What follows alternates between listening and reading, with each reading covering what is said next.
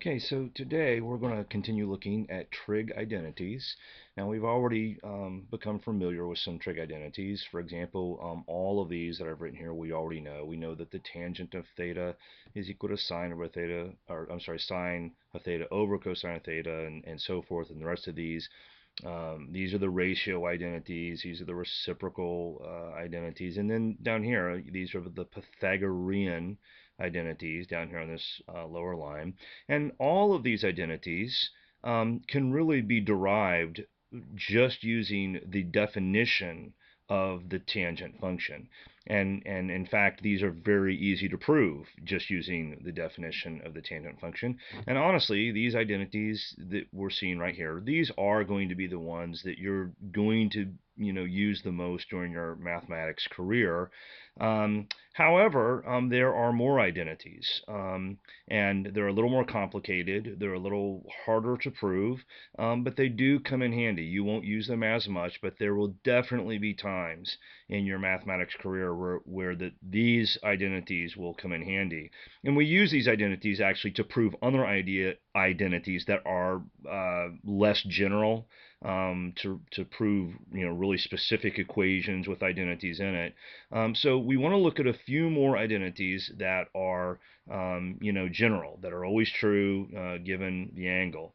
So the first identity that I want to show you and talk to you about is this identity, and it can be written as the cosine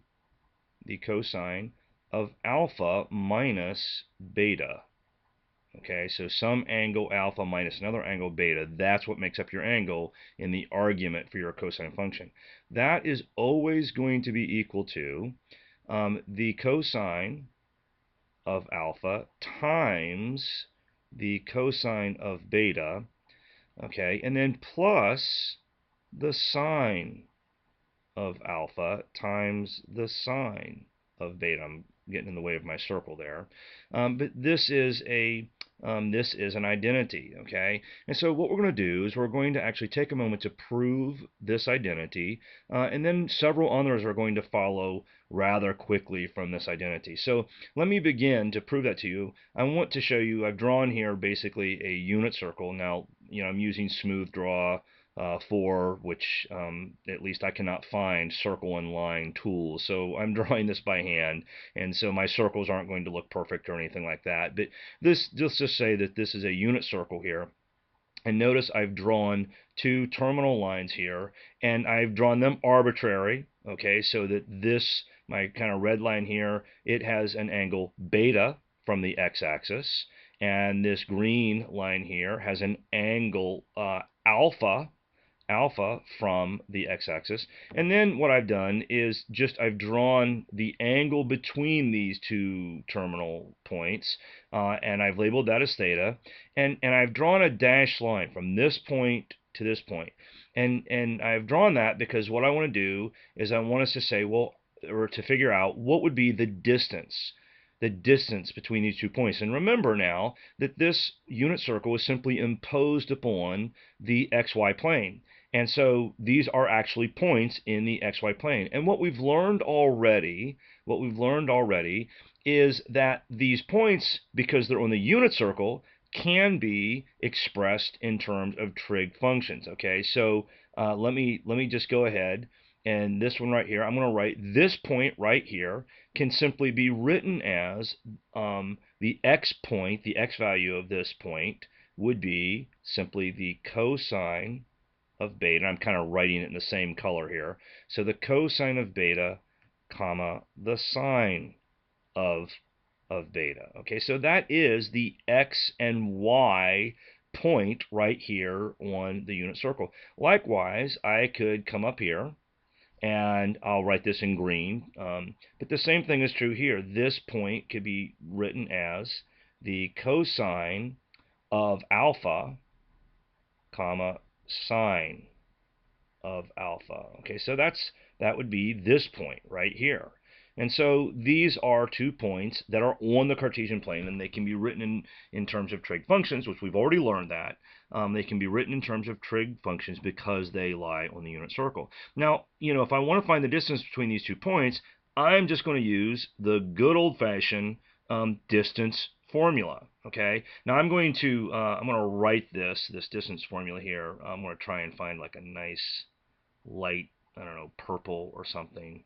Um, and I'm going to write them differently in different colors to make a point. But so if I want to find this distance here, what I would do is down here, I'll go ahead and write this. Let me give myself a little more room here.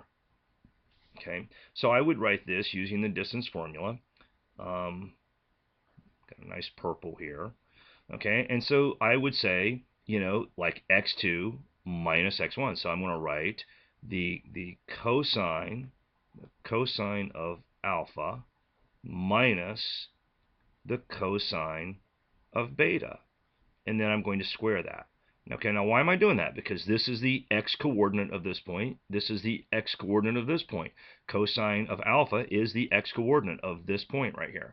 And so I'm just basically writing, I'm letting this be my x2 and cosine of beta my x1. So I'm just writing x2 minus x1 squared. And so now I'm going to write plus. I'm going to write the y components now in terms of sine. So now it would be sine of alpha minus the sine of beta. And again, I will now square this. And so this, the square root of this, is the distance of my line here between these 2 points. Okay, so now what I'm going to do is I'm going to go about, I'm going to do some simplification on this. Okay, so I'm going to write, okay, that this would be equal to the square root. And now what I'm going to do is I'm actually going to square these out. So this is going to kind of take up some room here. But when I square this out, I would get the cosine squared of alpha minus 2 cosine of alpha times the cosine of beta. I'm just squaring that out is all I'm doing.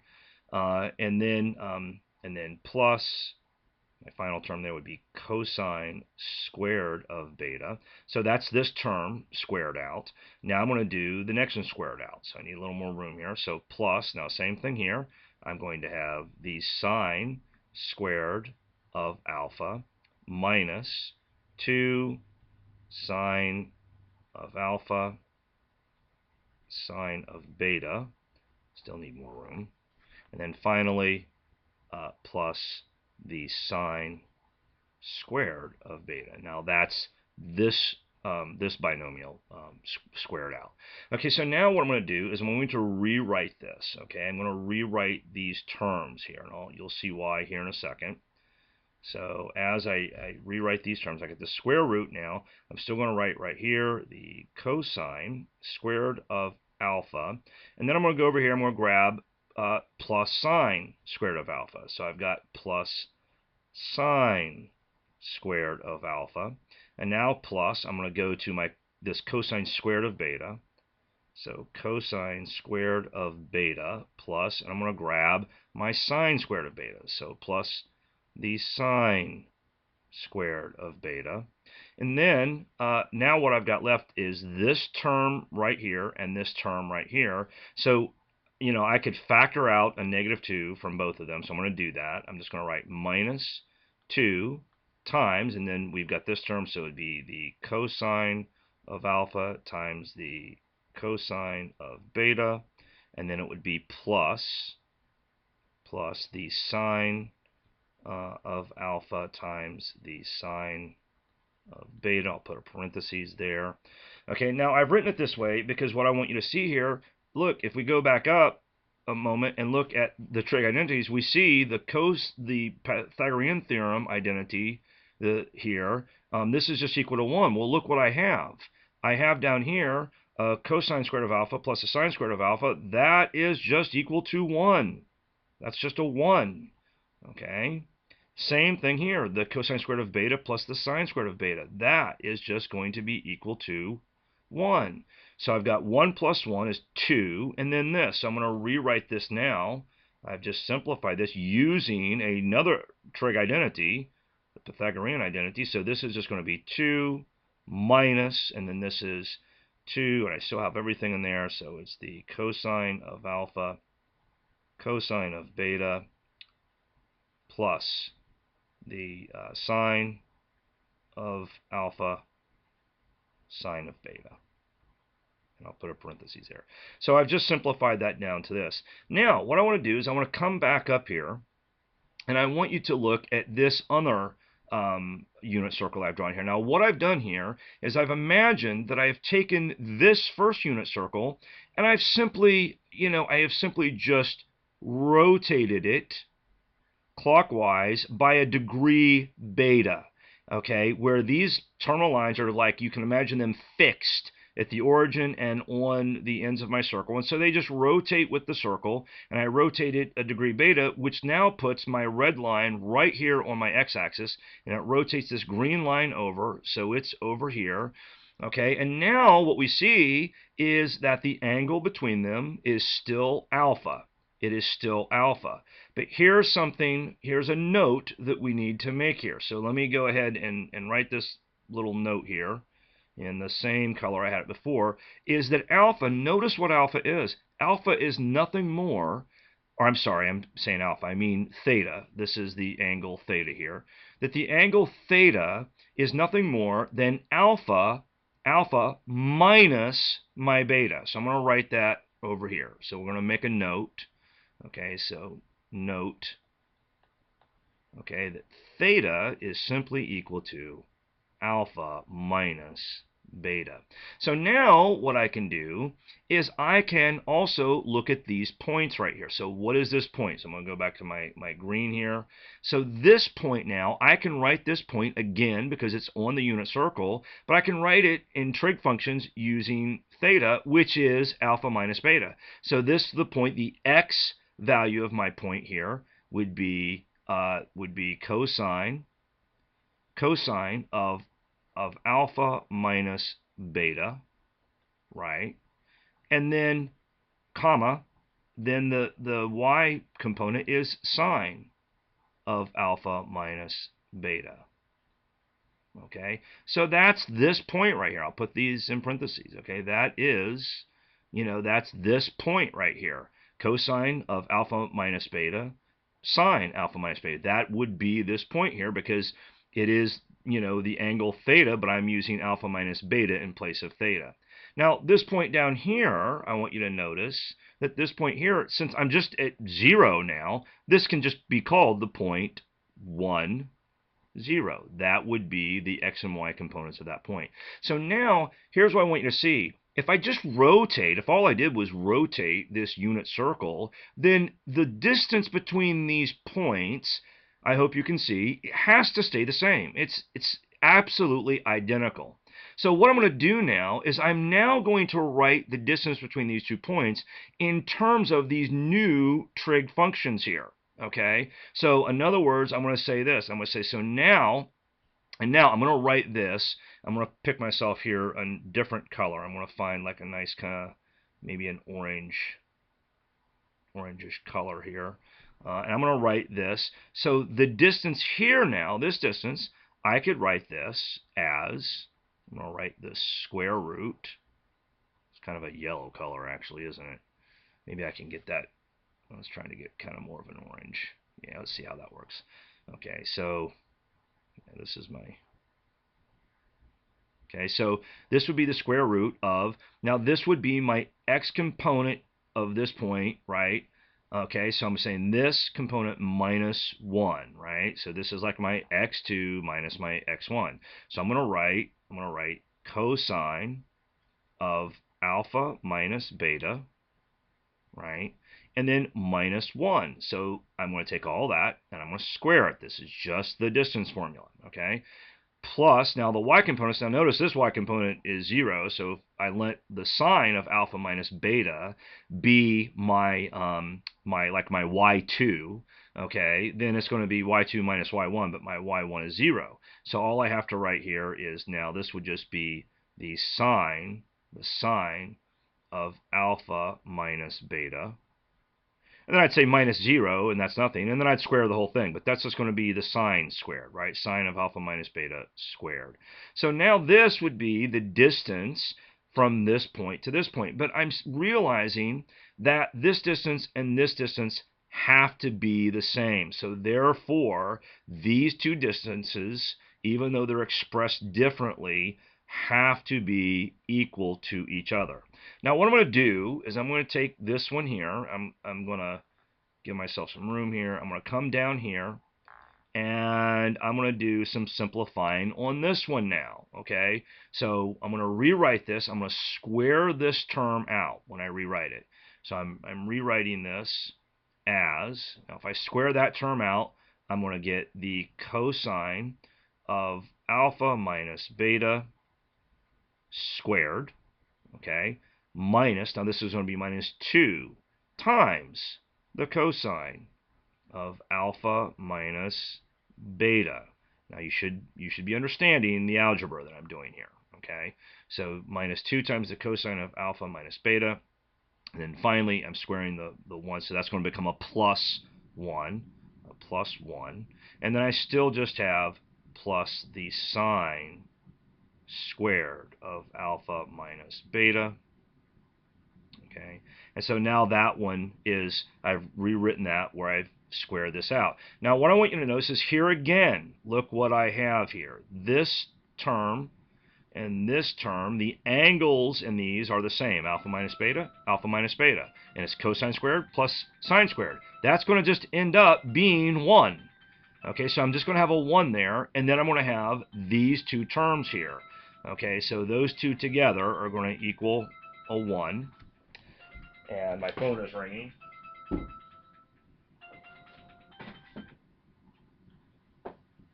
had to silence my phone there for a second. So those are going to be equal to 1. So now let me rewrite this. I'm going to just rewrite this. Again, I'm going to need a little more room here. And actually, let me bring the equal sign down a little bit further. So I'm going to rewrite this down here as, okay, so these two were just 1. I'm going to put the 1 there. And I'm going to have the minus 2 cosine of alpha minus beta. Okay. And then this another plus 1 right here.